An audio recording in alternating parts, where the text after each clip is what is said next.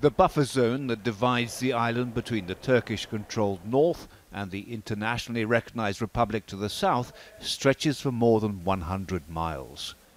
It's easy for the human traffickers to find a way through. These are some of the boats they use now, impounded and beached by the police. Bewildered to find themselves closer to Baghdad than Berlin, the Catholic charity CARITAS does what it can to help. Most of them are too afraid to show their faces. I don't mind to what place that I go, just I need a safe place. Took me to one lady's house, so one white lady's house. This man told us he was forced to provide sexual favors to a woman who eventually smuggled him across the buffer zone.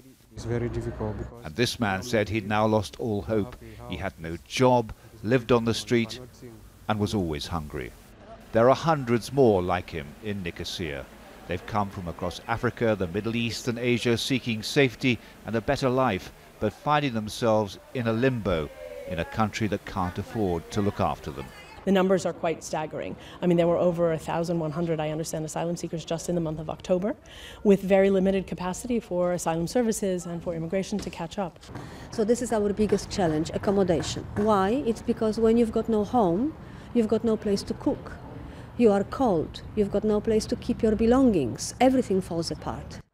Leaders from 7 EU countries bordering the Mediterranean are meeting here for a summit to see if they can reach an agreement on how to tackle the problem. The Cyprus government say the only solution to their crisis is for an automatic relocation mechanism to be put in place, which would allow the distribution of asylum seekers throughout the European Union.